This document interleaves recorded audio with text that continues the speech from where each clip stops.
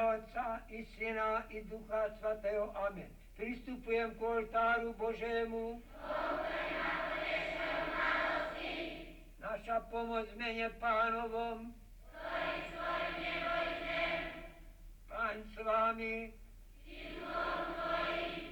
Modlíme sa.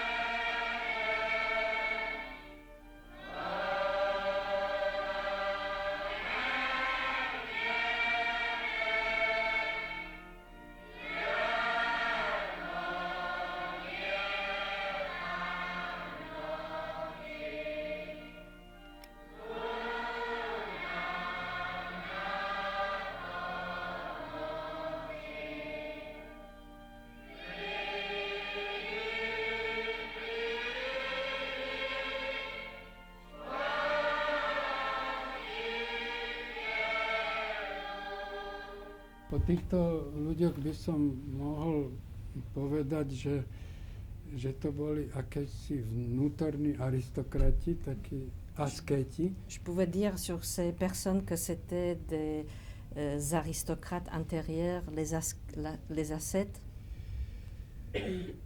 A že boli stotožnení so svojím osudom. Et il était réconcilié avec leur destin. Oni skutočne dostali minimálnu penziu, ale nemali s tým žiadne problémy. Ils avaient une retraite minime, mais ça leur posait pas de problème. Proste pred tými 40 rokmi tá spoločnosť nebola tak jednoznačne orientovaná na financie, ako je všeobecne orientovaná spoločnosť dnes. Takže, il y a 40 ans, la société n'a pas été orientée vers le côté financier comme aujourd'hui. Takže možno nám to ukazuje aj to, čo nám ako ľuďom dnes tak trošku chýba. Je pense que ce film nous montre quelque chose qui nous manque aujourd'hui. A to je uveriť tomu, že